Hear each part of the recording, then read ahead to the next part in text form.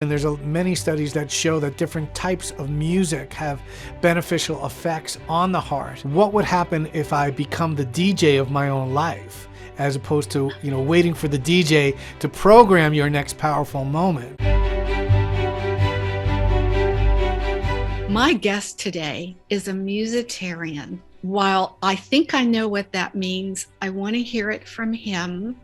Barry Goldstein, welcome to Conversations with Messengers on a Mission. Tell us what musitarian means to you. Well, Susan, I actually came up with that term because my background is as a music producer, but as my career went on, it began to evolve and redefine itself. And I also got into the aspects of how we can use music, sound, and vibration as a tool for healing and transformation. And that also kind of fell into some elements of sound healing. So I had this dichotomy here of what to call myself. Am I a music producer? Am I a sound healer? And neither one of them really accurately fit what I was doing, which was dedicating my life to upgrading people's lives through the use of music. So musitarian stands for someone who's using music as a tool and dedicating their life to helping others transform and benefit through the use of music, sound, and vibration. And that seemed to kind of fall more into combining the two together and bridging those two things. Yeah, when I read that on your website, I was like, whoa, I've never heard of that before. And then you also mentioned that music is the universal language of love as a vehicle for transformation. And we know what the feeling of vibration that comes from music feels like, whether it's rock or a ballad or romance or, a lot of the more new age music that you're so well known for because you've done music for Neil Donald Walsh, Dr. Joe Dispenza. I'm looking at the list here, Doreen Virtue, Dr. Michael Beckwith. There's a long list of people that you have worked for, done work with, and won awards for the work that you've done. But I love that you're really so tuned in as tuning. I see the guitars, I see the keyboard in the background, that there's a vibration there. And I love that you're calling it the universal language of love. Yeah, I think that, we tend to over-define things sometimes, and some of the most potent and powerful artists are ones that don't necessarily even define their music. Like I've never heard Bruce Springsteen or Bono from U2 say, wow, my music is spiritual, or my music is inspirational music. They just do it. And when you watch them, and you see Bruce Springsteen's eyes battering in his head while he's playing, and you see that there's some kind of vibrational connection going on there, you realize it's really not about what we call it, but it's really about what we're connecting to. What beyond us? What are we collaborating with when we're creating not just music, but when we're creating anything? And, I've had the blessing of working in a lot of different genres. I co-produced a Grammy with Les Paul, the inventor of the electric guitar. I contributed music for Shirley MacLaine.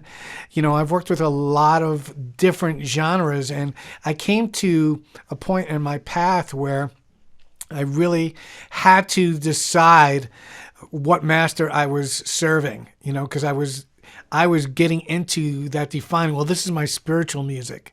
This is my pop music. This is my that music. And I realized, it's really not, it's all spiritual. And what would happen if I just brought that into everything I do with that powerful intention that I'm collaborating with something beyond myself? I call them divine collaborations. And yeah, like you're co-creating.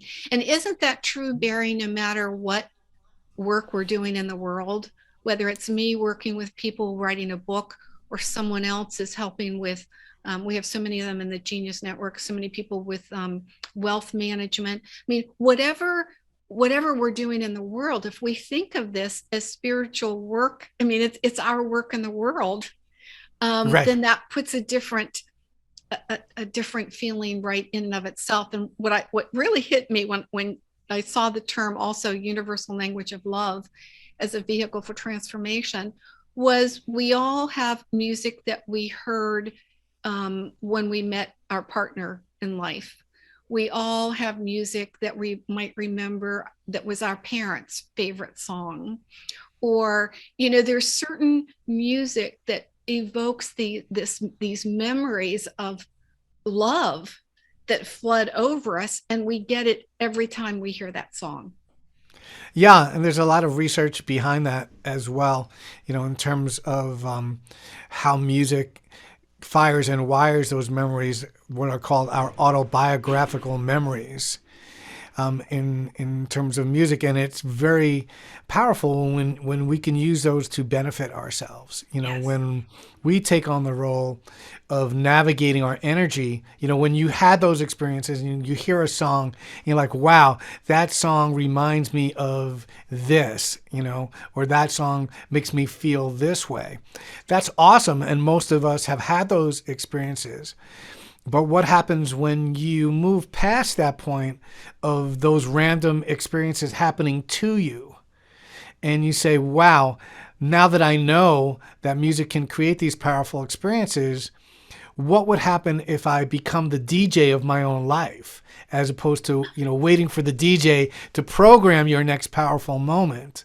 Yes. We have the ability to do that. And backtracking to your comment, which is really important, it's not just for artists, it's not just for musicians. It's, whether you're creating your next business plan, whether you're you're decorating your next home, whether you're creating your next beautiful moment with your partner, it's all the same energy of creation. Yes. And when you take off the pressure that you have to be the one creating everything, and you invite that, the universe or God or the spirit, whatever you want to call it, nature even, you don't really get creative blocks anymore. Because, if you take a walk in nature and you even look at a flower, or you listen to the sounds, you realize that the universe never has had a creative block. It's constantly creating and constantly changing and evolving and shifting. And we are replications of that same universe. We're constantly evolving. We're constantly shifting. We're constantly transforming every day. So the music that you found powerful, 10 years ago might not be powerful for you today. And you might find new music to reprogram, belief systems that you have if you're looking for ways to release, low vibrational emotions or beliefs that you carry for a long time.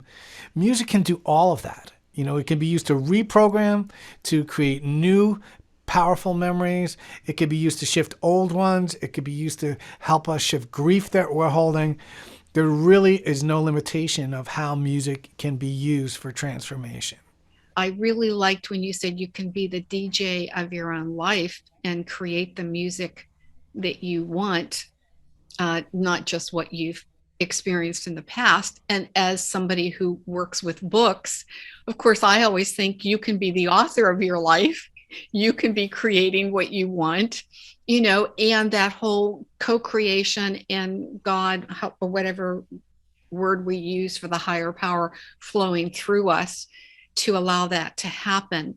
I know that from looking at your website that you work with hospitals, hospices, cancer centers, medical practices, and it's all about the research and how music is utilized to help cure, help, assist with, whatever the words are, medical conditions. Could you talk a little bit more about that, since the conversation's kind of going that direction anyway? It never really started that way for me, Susan, in terms of that path that we're talking about opening up.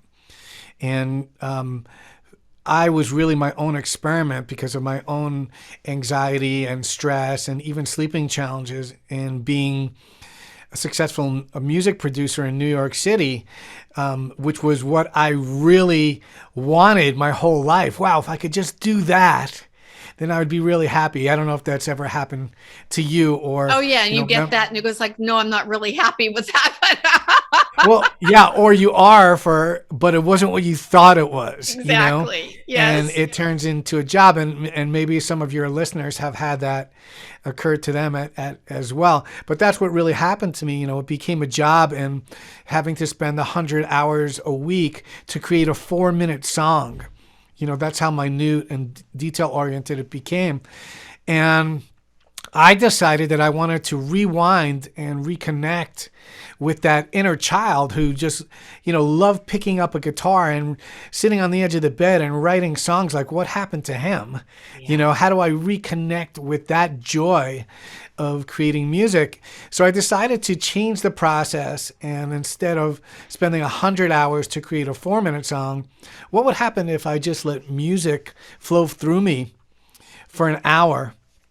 And instead of writing it, instead of sitting down and composing it by pen and paper, what would happen if I allowed it to decompose me, really target my heart at a relaxed state? So I did some research on that and found out that most of us humans, our heart at a relaxed state is between 60 to 70 beats per minute. So I set my metronome to 60 beats per minute, which provided, a constant click track that was kind of going on with the music. And I started composing these hour-long pieces of music, and similar more to painting, than it was to music, because I would put down this first layer, and then I'd go back and listen and say, okay, well, let me put this here and put this here. But I never really knew what chords were coming at me. So I had to actually respond or react to it, as opposed to thinking through the analytical mind. And I just had to kind of respond musically to it. And I didn't think anyone would listen to these hour-long pieces of music that virtually had no melody to them. It was the opposite of a pop song, where we're Yes. aiming at that melody that people will sing along to. This had very little melody, just very long tones and more of a blanket of sound. But I began to play them for friends who were massage therapists, friends who were going to the dentist's offices. Here, try this. A friend of mine's mom had dementia, and they lived in Harlem, and it was really noisy. So he used it to mask out the sounds of the environment. And before you know it, we started getting these amazing endorsements and testimonials from how people were using this music, which I entitled ambiology. So again, it was a word I made up at the time. Ambience representing a place of beauty or serenity.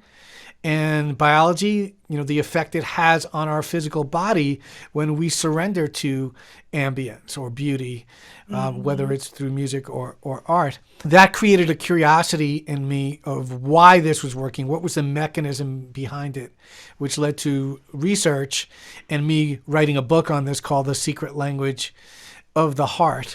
It contains over 50 studies that research objective findings, so not just geared towards emotions and the mental aspects, but also physical findings. So what's going on in the body, when we're at that relaxed state at 60 beats per minute? Now we're tapping into something that's called entrainment. So entrainment is when our internal metronome, which is our heart, adapts or synchronizes to an external rhythm, which is music. So that's exactly what I was doing with myself. I was targeting my own heart rate to move to a more relaxed state, which it did, and it helped me move through anxiety and a very meditative state even while I was composing. So we can do this, and there's many studies that show that different types of music have beneficial effects on the heart. And part of the reason behind that is, for instance, classical music. A lot of the beautiful classical musical pieces that we use to relax are composed at about 60 beats per minute. Yeah. So the research shows that music at 60 beats per minute, longer tones, not a lot of melody in them, are the best really for moving us to these relaxed states, and also to utilize for sleeping challenges as well. So for people who have insomnia, winding down in the evening about an hour before bedtime and listening to music and setting space aside to actually move through your day and bridge your day I was going to say, make from that your transition. Yeah. yeah, because our brain waves are constantly firing and wiring the whole day. We're in high beta, which is great. As entrepreneurs, that's where we kind of want to be, and that's what we love to do. We love to brainstorm and share ideas and problem solve. But most of us don't take time in the evening to transition. So we think that we're going to go from this high beta, busy brainwave state to delta, where is our sleep state, without bridging to those slower states, alpha and theta. So when we listen to music, the type of music I'm describing, and we start to do that an hour before bedtime, it gives our brain a chance, and our hearts as well, because when our heart slows down, our brain waves adapt to that. Research has shown when we move to these more coherent heart states, or heart coherence, and these smooth, orderly rhythms, that those alpha rhythms begin to be produced by our brain that can bridge us into sleep. So heart and brain are working together. And when we slow down, we start to process our day and say, wow, well, have I even looked at my day? What are some of the challenges that I conquered during my day? And what are some of the wins, that I had during my day? And can I take a moment to tap into a more deeper state of gratitude for, for being here and being alive? I call this your inner symphony. Yes. Take a moment before sleep, and when you wake up, to place your hands on your heart. And we could do this together if you want, just for a moment. Sure. And as soon as you place your hands on your heart and you close your eyes even, you start to move to a more relaxed state. And what happens is when we close our eyes, we start to produce more alpha brain waves. And if we take a moment to connect with what I call your inner symphony, so music isn't just something that happens to you, it's also something that's happening in you all the time. And no matter what's going on in your life, nobody has the same exact heartbeat or the same exact breath as you do. So you have your own unique vibration that you are here to experience and share in this world. And when you close your eyes and you just take a deep breath in, placing your hands on your heart, and breathe that into your heart and just release a big sigh out. So that sigh is a sound that I call a soul sound.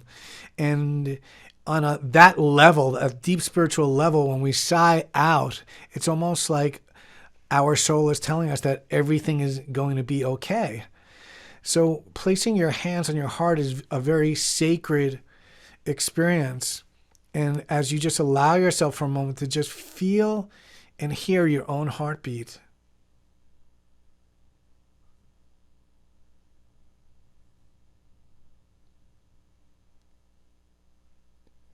And this is a connection or an anchor or a lifeline to our own vibration that we have, because it's a signal, it's a conversation to ourself that we're alive no matter what went on in our day or what's going to happen in our day.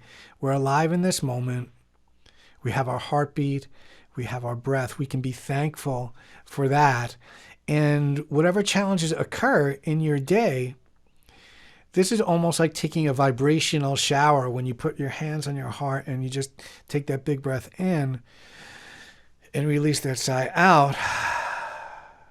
You're reconnecting with you. So this is the vibration of you, your own unique vibration.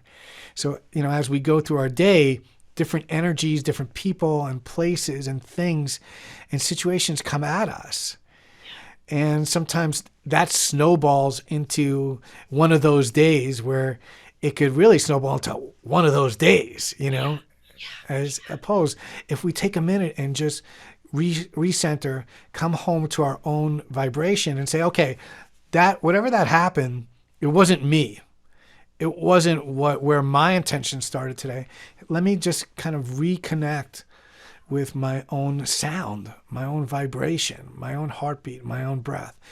And when you experience this inner music in this profound way, it kind of puts things into place, into priority. And also it reconnects you with, whatever you started out, your intention. And if things kind of moved out of whack during your day, it's the way of coming, we often say, coming Entering. home to Yeah. our hearts.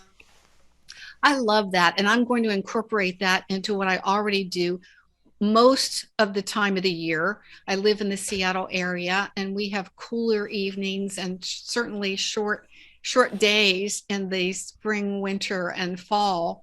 And my favorite way to end the day is sitting in front of the fire in the quiet of my living room with three Yorkshire Terriers, either on my lap, sometimes two or three all at the same time, but around me. Red, who you met, my standard poodle, is always there and present. And I just feel enveloped with love.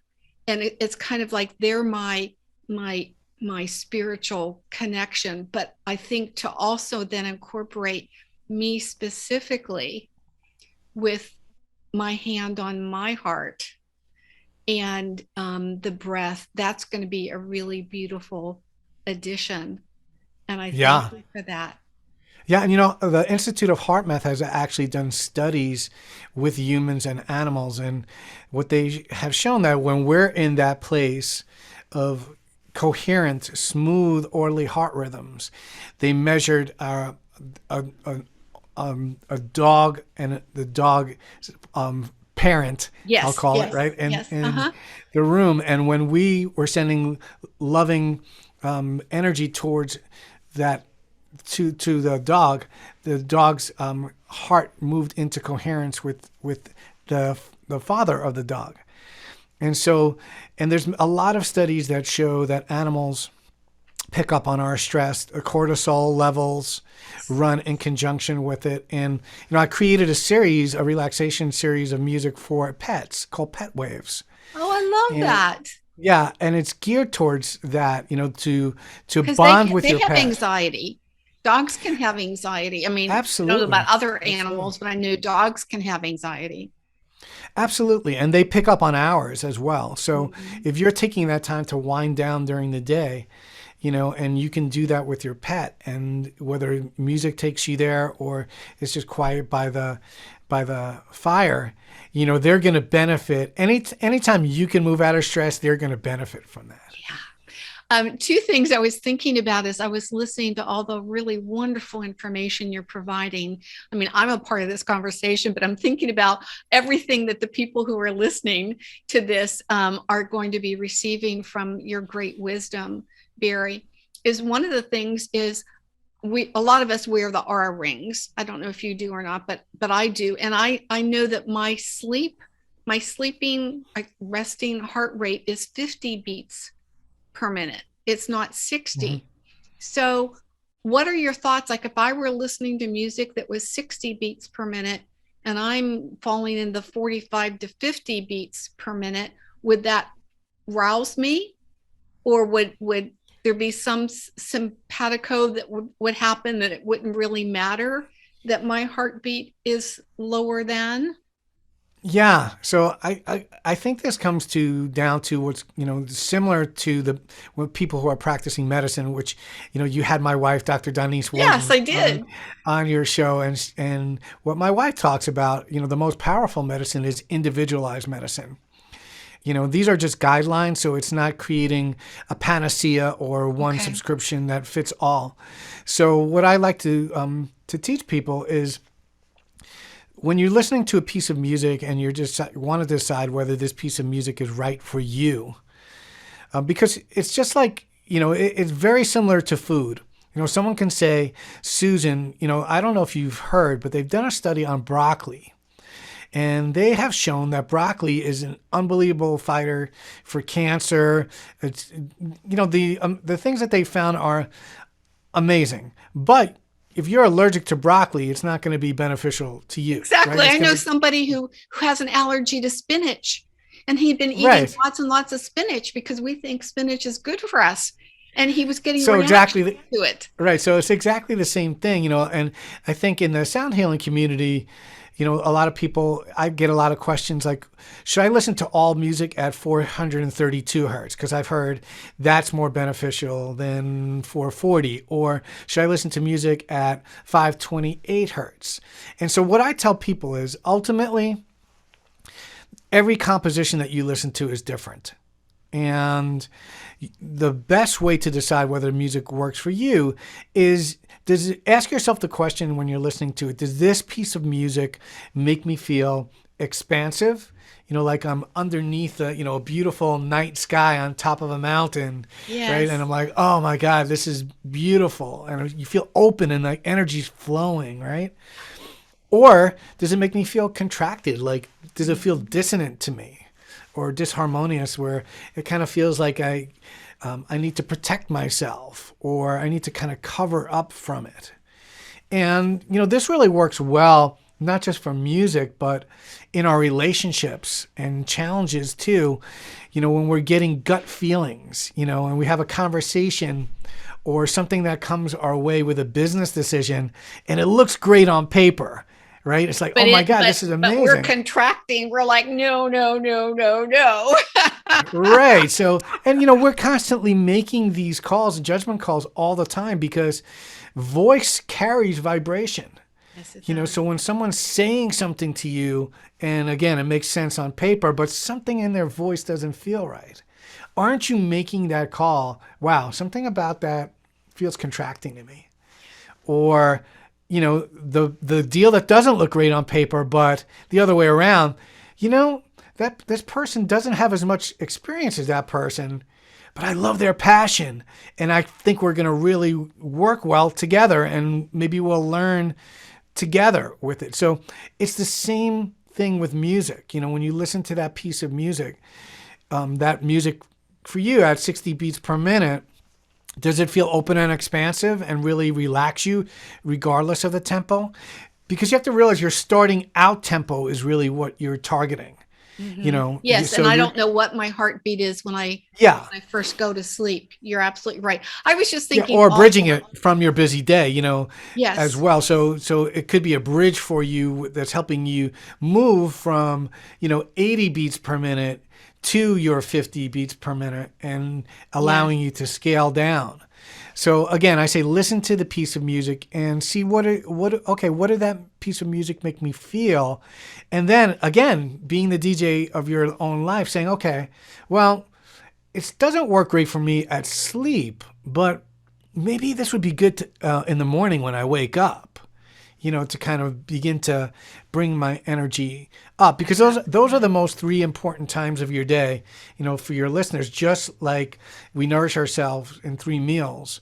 If you can nourish yourself musically when you wake up, listening to a song that's going to set the intention of your day or somehow prepare you for some of the things and that are going on in your day. So, looking at your schedule and programming your day around that. And we could talk more about that if you want as well. In the middle of your day to replenish your energy somehow, just like lunch, when your energy starts diminishing, because you haven't eaten in a couple hours, you nourish yourself. And then at the end of your day, listening to a piece of music, I like to listen to a piece of music that's nurturing at the end of my day, kind of like dessert, something sweet and gentle. So, depending on what's going on in your day, in the morning, if you have a meeting first thing on and you have to be up, you might not want to listen to a relaxing, beautiful piece of music. You might yes, want to listen to, like I listen to like Sly and the Family Stone. Thank you for letting me be myself as part of my gratitude playlist, to get me up. yeah, And then, in the middle of the day, I'll ask myself, where am I now? Where do I want to go? And what piece of music's going to take me there? And if I need to relax, I listen to a relaxing piece of music.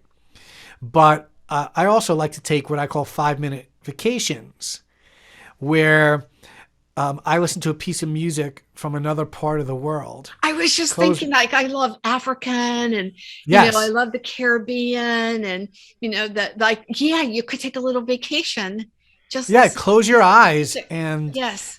create a multi-sensory experience. Listen to the music and see if you can use your imagination to tap into, well, what foods would I be eating here? What does it smell like? Am I by the ocean or is it the fresh mountain air? Who am I with? Am I with friends and having a good time, or am I by myself because I need some peace? And just closing your eyes and taking a 5 minute vacation will allow you to switch your environment, and then you come back and you're re-energized. I So love a that. lot, lots we could do. Three times a day or three songs can really, if you do that for like, 30 days in a row, you'll change your life. I'll bet. And you mentioned earlier about music comes in different forms, and you mentioned nature. And then you were talking about being, up on the mountaintop and, feeling the sky above you. And now you're mentioning the vacations. And I often bring up in these conversations my walk across Spain, which is the Camino de Santiago that I Yes, did a I've few heard of that. years Yeah, I ago. saw the movie on that. Yeah. Yeah. And that was, I mean, I could hear the frogs in the ditch along the path. I could hear the wind through the tall um, brush and see the flowers moving. I could hear the birds, and when it started to rain, you could hear the patter of the rain, or if the wind really started to kick up, it was a whoosh sound. I mean, there was music all around me, and I saw people, no judgment, but I saw people walking with their iPods on. And I'm like, you're missing the best music because you can't hear it. Right, right. And I mean, I love that. Thank you for sharing that, because I always think that we think that we are the ones creating technology, and we are. But if you think about it, surround sound, right, has been around since the beginning of sound. There's nothing that we're creating. We're just trying to take what nature created and put it into an experience.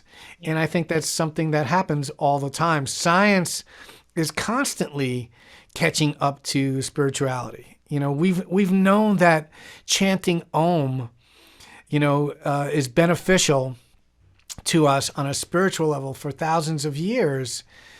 But until recently, we didn't know through studying fMRI studies that when we're chanting Om, that limbic deactivation is occurring, that's the part of our brain when it's deactivated that we are in a peaceful state.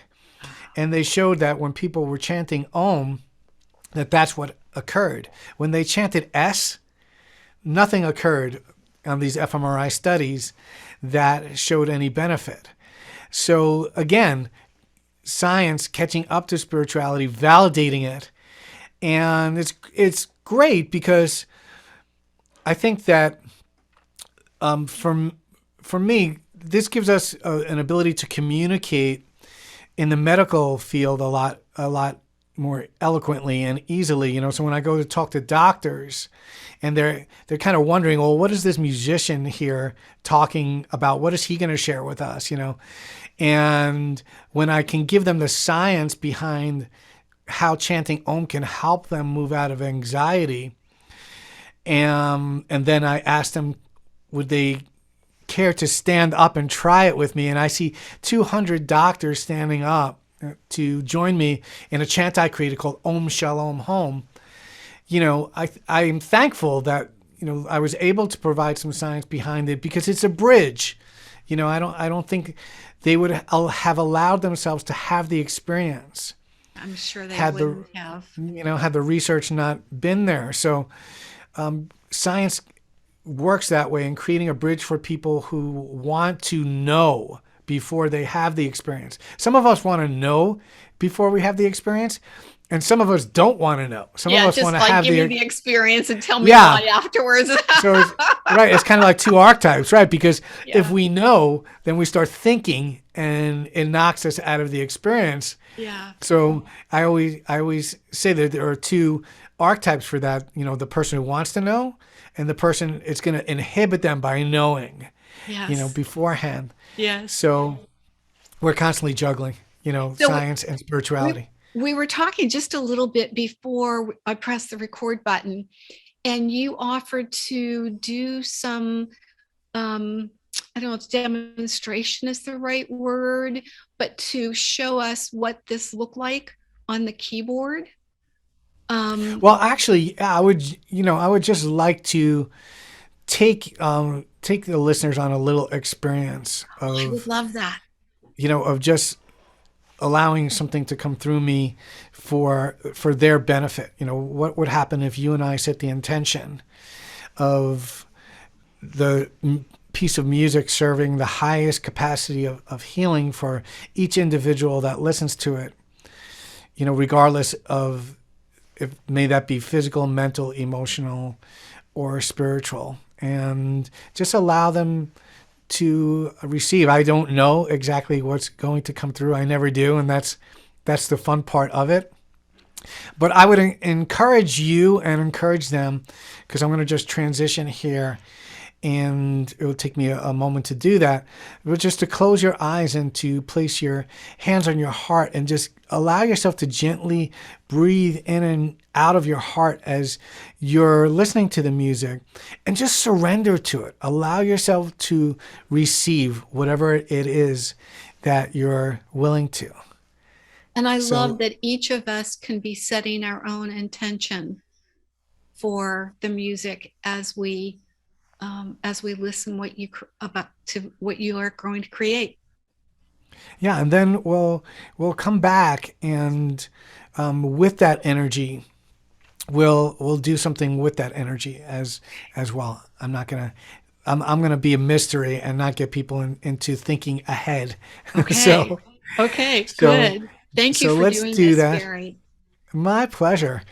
Yeah. So let's just place our hands on our heart, close our eyes, and just allow yourself to slow your breath down and receive.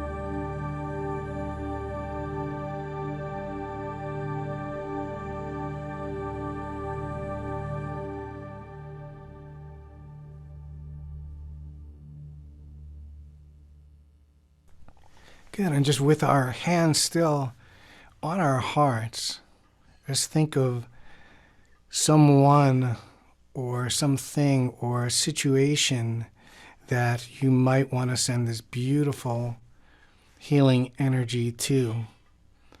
And just first take a breath through the bottom of your feet. Bring it all the way up to your heart, taking that energy in from the earth, and just kind of store it in your heart for a moment, that beautiful, supportive energy. And then take a breath in from the top of your head, just connecting to this vast, unlimited field. Think of the beautiful cosmos. And just bring that energy of surrender and knowing that you're guided. Bring that energy in through the top of your head and store that energy in your heart. Just keep it there for a moment. And then we're going to take that energy that we stored, as Native Americans say, as above, so below, that we have in our heart.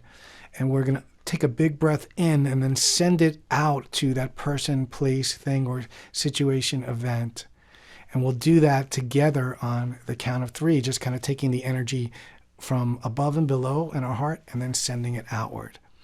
So on the count of 3, 1, 2, 3, big breath in and sending it out. When you were playing, because it was so peaceful and so uplifting, which sounds a little bit like an oxymoron, but that's what I was feeling. I started thinking about the people in Ukraine, and I started praying for resolution and feeling the higher vibration that would allow that to happen, not knowing what your exercise would be afterwards to come back and to be able to, as you were saying, as above and below, and then breathing it out. So that was wonderful. Well, yeah, and very often when we're in these states and we have these, they're beautiful states, but I always ask myself, okay, well, when we're having this beautiful experience, what can we do with this energy now to amplify it or share it in some way? And whether it's, again, in the world or someone you love or someone who needs your prayer or in a creation as well, to move that into your creative state, because ultimately most of us as creators create so that we can touch other people, and, a lot of us think that it's being selfish. Oh, if I send that energy into something that I'm creating. But ultimately we're here, that's what sparks us. That's what inspires us, is sharing our creativity in the world. And that in some aspect gives people permission to do the same, And that's what we've been doing here today. And that's what happens so often with all the messengers that I speak with. Changing gears for just a second, because we are going to circle back to what we were just talking about. But I had a note here that I didn't want to lose. Okay. When we were both at the Genius Network annual event just last month. Yes. And we had a presenter who wasn't there live. He was live streaming in from New Zealand, Derek Silvers. Sivers. Yes. Sivers, yes. Sivers, okay. And, I knew of him as what his background was, that he had founded CD Baby and sold it. And then he had written books, and Genius Network had gifted us with a copy of them. And here's the irony. I brought one of them with me so that he could autograph it, not knowing that he wasn't right. going to be there. I did the same. I thought he was going to be there too. Yeah. And he was there, and I did get the autograph.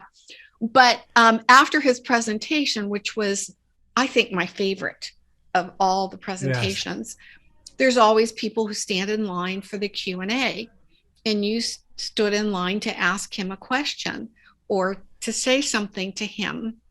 And I'm going to paraphrase for just a second, was that you two knew each other, and you knew each other because you'd done some workshop or something together back in New York City. And of course, neither one of you would have recognized each other because X number of years had gone by.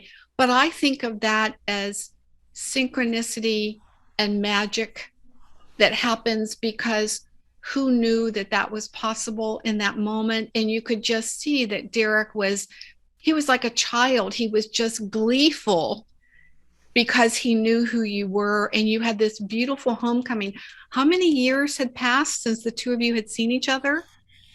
Yeah, so let's see. It was, I think, around 1994, somewhere in that area, So or 30 93. years? So almost 30 years. Yeah. Yes. And the reason why I wanted to bring that up, and then I want to circle back to, Mhm. you know, what the work that we do in the world. And um, there's nothing wrong with being selfish about empowering ourselves to do that work because we're making a difference in other people's lives. That's kind of like a mini demonstration of it, is that those things don't end. They go on and on and on in space. And sometimes we can reconnect like you and Derek reconnected, and sometimes we never really see that connection again. But that was a beautiful thing to witness. What was it Yeah, like for and you? interesting. It was, I mean, it was really beautiful for me as well. And I didn't know that it was going to end up being a profound experience for both of us. I just really wanted to, you know, to reconnect with him and to share that moment that, 30 years ago, both of us were in the same songwriting workshop. And it's interesting the paths that people take. He's still, what I told him was that his words were something to the effect that he was still writing beautiful lyrics, In his books? because in his books. And Yes. that's what I think really touched him, because I think we sometimes think, well, I took this right or left turn and maybe I should have done this or that.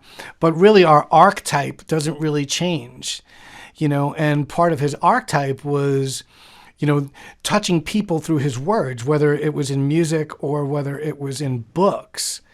And I think that was the touching part of it, to know that, yeah, 30 years, some things have changed, but some things haven't changed, And the same for me, I thought that I was here to be the next Springsteen or the next U2. And, my life's not over yet. Maybe I will be. But my archetype was all about teaching, healing, and transformation through music. And so it didn't really, although I thought it changed, it didn't really change either.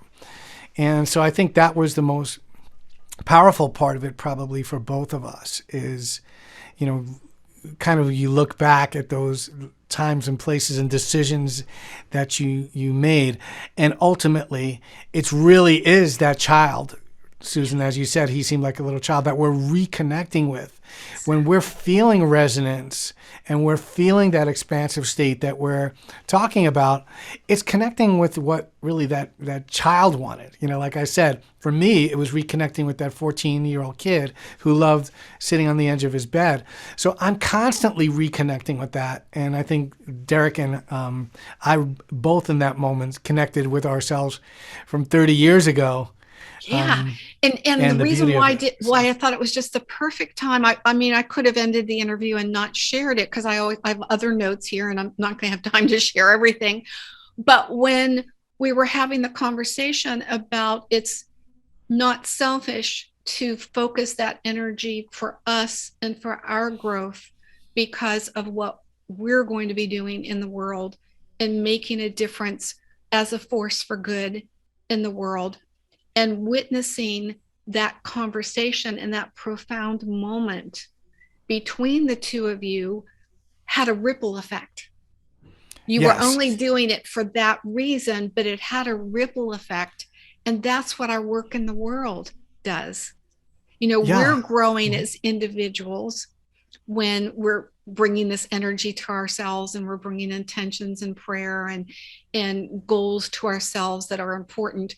But in our growth path, when we take it out and give it to the world, it's the ripple effect. And I know that there are going to be people watching this interview, Barry, who are going to get the ripple effect of what our conversation has been here today and the beautiful sharings that you have given us.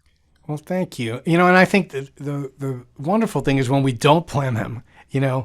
and I know that everyone in the room was affected by that in that time, because you could feel both of our hearts connecting on a deep level. And, when two men can do that as well in this world, it also gives other men the permission to know it's okay to be a heart-centered male. You can still go back to eating chicken wings and drinking beer and watching the Super Bowl on Sunday. It doesn't take anything away. But one thing I did want to share with you, Susan, is that this sharing that we're talking about, and a lot of it gears towards what we identify as ego. That's something that shifted for me many, many years ago when I started creating this music. And I had began to put it out on CDs at the time. And there was a nurse who was using them with her patients, and she called me because I knew her, and she said, how do I share your work? There's no information on your CDs at all, and there's no way for people to contact you. How do I spread this? And I was so concerned with coming off to be too big, or too egotistical, and probably some of that was through upbringing, and what we're taught. And I read a book not too long after that.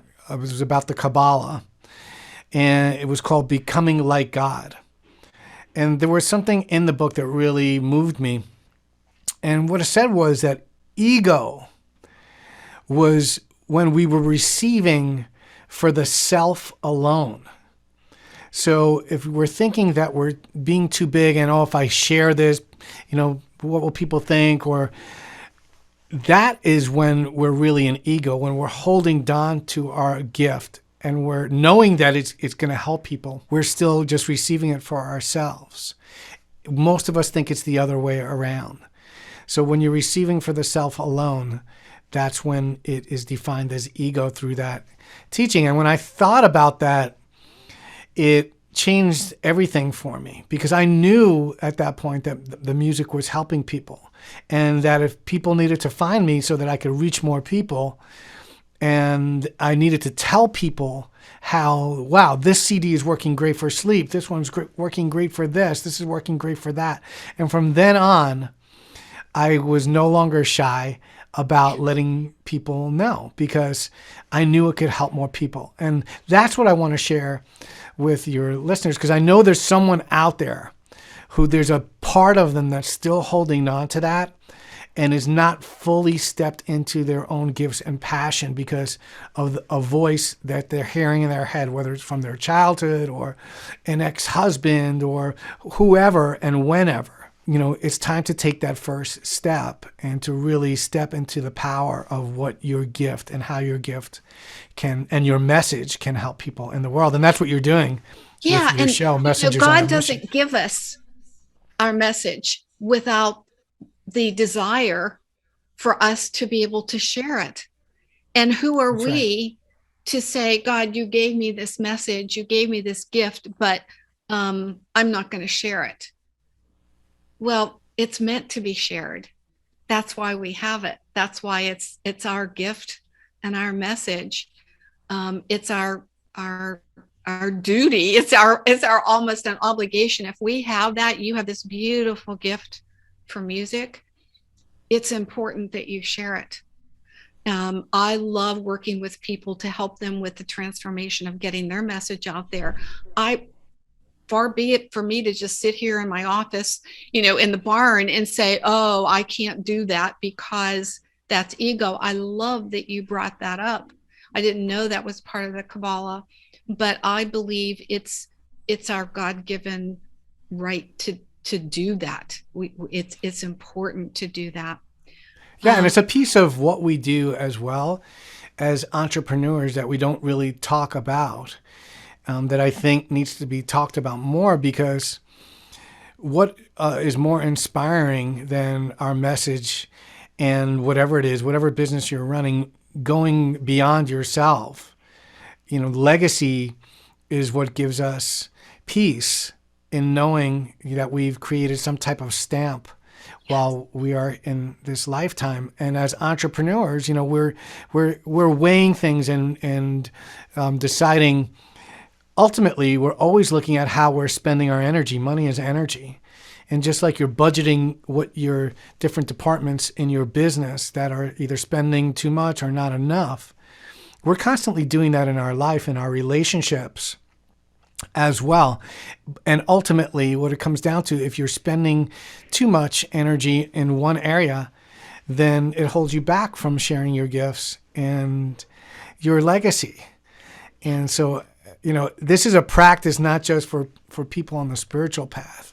I believe that business is as well, and are looking to inspire and leave that ripple effect that you're talking about beyond them after their lifetime. That we want something that ripples out. And I think that does drive entrepreneurs. It does. It does. And in the book world, and certainly this would be true for you and the music world, is that we all only have a finite number of years on the planet.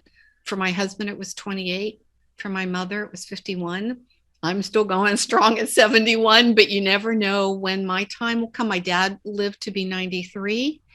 But our work in the world, especially if we're willing to put it out there, our work in the world will live forever. I have books that are hundreds of years old. Think about how old some of the music pieces that we all learned when I learned to play the piano, how old that classical piece is and when it was written. So our work will live far past our human self can live on this planet. Well, and I just want to say to you, one thing I want to share with you, not just humans, pets Oh, as yes. well. Yes. And I want you to just hold space for me 1 second. I'm going to get up in the middle of this interview because I do want to show you something. Okay? Sure. Yeah. I didn't want to share this with you at the beginning because I didn't want to put a damper on the energy of the interview. But on Sunday that has just passed, my dog Woody had passed. Oh, you know what? When you said at the very beginning, we were having a little conversation, Woody stopped, he popped into my mind. But I thought, no, it's probably not that. Yes. Well, they live such a very short period of time. Yeah. Don't they? So anyway, we were talking about legacy and rippling out, and I also told you that that I created a series for pets. Yes. And what I loved about that was that I was able to create a legacy for Woody. And not that many pets, can say that their lives rippled out to other people. But Woody was with me on all the appearances I did on television when I was talking about music for pets. And literally, he found my wife on a television interview when she was coming off stage. He licked the back of her leg. And 3 weeks later, Woody was our hairy son, we call him as well. So I composed the music for Pet Waves for Dogs to welcome Woody into our home. And when he came into our home and we played him the music, he went belly up on his back in the position of trust, and total subservient role when they do that. And we utilized Pet Waves to assist him in passing on Sunday. So I just wanted to show you that. Oh, look at that! That's Woody, and I didn't get to meet Woody. I think you brought him on one of the days at the Genius Network, but I didn't get to meet him personally. I'm so sad that I didn't. Yeah, and that's him and me together. But anyway, I'm telling you this also just because I'm planning on anyone who has a pet that's passing or bringing a pet into their home. I sell this CD now, but I want to gift it to anyone who, who wants to utilize it to assist their Oh, pet in that's so passing. generous of you. And I And wanted to I'm ask you when you were holding up the CD, where can people purchase that? Is that available on Amazon Yeah, or I mean it's on website or Amazon and where? iTunes. But if Okay. you go to my website, and for people who can't necessarily, if someone can't afford it or they would like a copy from me, you can reach me from my website at info@barrygoldsteinmusic.com. And I am going to eventually set up a landing page where people can just download it, Okay. who have a pet that is in transition or a pet that they want to welcome, you know, Both into ways. Oh, yeah. into their homes. But that Well, is that's my way of lovely. keeping Woody's legacy going, and allowing his spirit, because his spirit is in the music. He'd come in here and would sit down and hold space with me, while I was composing many times as well. So he wrote a lot of the music with me. So Yeah. When I know he was a miracle son with four legs because you and Donise took such good care of him through holistic health care that he lived far longer than what the traditional um, yeah, veterinarians probably thought that he could. How old was Woody when he transitioned on he was Sunday? 10 years old. Yeah. Okay, And I so asked him to make definitely it a to his senior birthday. citizen. Yeah. So, but Denise, Dr. Denise Ward, my wife, did an amazing job of really giving cutting edge care to him and researching and, specific medications and vitamins and talking to vets from, all over the world. He wasn't supposed to be with us for the last 10 months. So, That's what, yeah. I knew that there'd yeah. been a great extension in his life, and a healthy extension because Yes, very much so. whether it's one of our beloved pets or in the human world, sometimes we're not as kind to humans as we are to pets because when there's suffering and there's lack of quality of life, it's easier to release our pets than it is to keep them. But I know the fact that Woody was even coming for a day at Genius Network, he was doing okay to be able to do that, Yeah, and yeah. that's really quite wonderful. Thank you for sharing that. My pleasure. Yeah, I hadn't planned that, but I just it just kind of Well, that's what felt this like it is. was. We want to Yeah, stay yeah, present in these exactly. conversations and let them go where they're going to go. In summarizing all the beautiful things that we've talked about here, there is a question that I want to ask you. I often ask this of the people that I'm speaking with.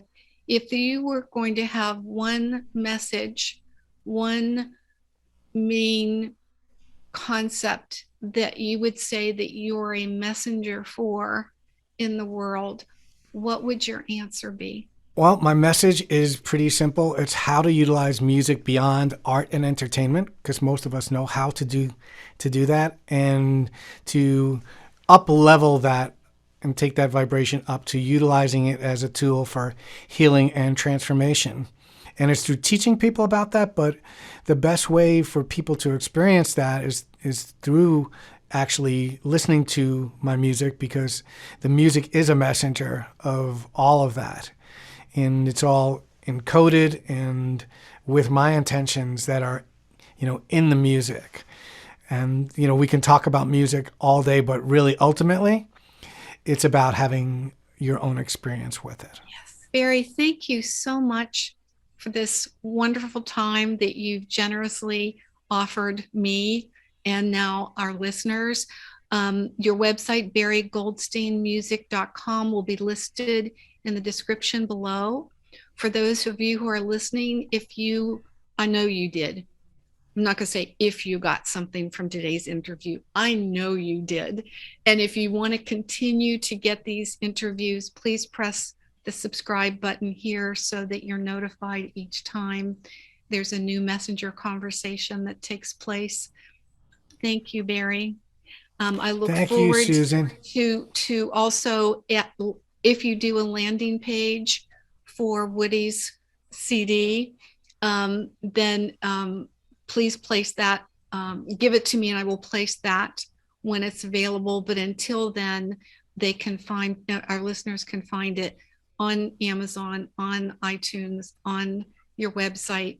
And thank you for your generosity of your time, your talents, your love in the world.